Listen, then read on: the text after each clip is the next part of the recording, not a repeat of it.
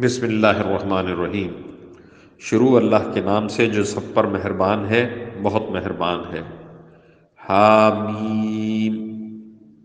یہ کتاب اللہ کی طرف سے اتاری جا رہی ہے جو بڑا صاحب اقتدار، بڑا صاحب حکمت ہے۔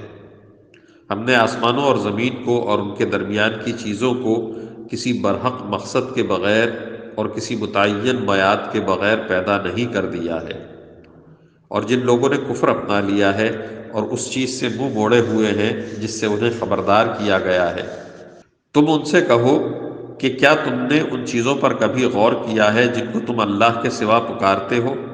مجھے دکھاؤ تو صحیح انہوں نے زمین کی کون سی چیز پیدا کی ہے، یا آسمانوں کی تخلیق میں ان کا کوئی حصہ ہے؟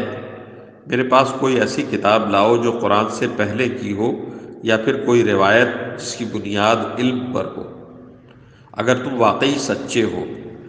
اس شخص سے بڑا گمراہ کون ہوگا جو اللہ کو چھوڑ کر ان من گھڑت دیوتاؤں کو پکارے جو قیامت کے دن اس کی پکار کا جواب نہیں دے سکتے، اور جن کو ان کی پکار کی خبر تک نہیں ہے۔ اور جب لوگوں کو محشر میں جمع کیا جائے گا تو وہ ان کے دشمن بن جائیں گے اور ان کی عبادت ہی سے منکر ہوں گے۔ اور جب ان کے سامنے ہماری آیتیں اپنی پوری وضاحت کے ساتھ پڑھ کر سنائی جاتی ہیں تو یہ کافر لوگ حق بات کے ان تک پہنچ جانے کے بعد بھی اس کے بارے میں یوں کہہ دیتے ہیں کہ یہ تو کھلا ہوا جادو ہے۔ کیا ان کا کہنا یہ ہے کہ اسے پیغمبر نے اپنی طرف سے گھڑ لیا ہے؟ کہہ دو کہ اگر میں نے اسے اپنی طرف سے گھڑ لیا ہے تو تم مجھے اللہ کی پکڑ سے ذرا بھی نہیں بچا سکو گے۔ جو باتیں تم بناتے ہو وہ انہیں خوب جانتا ہے۔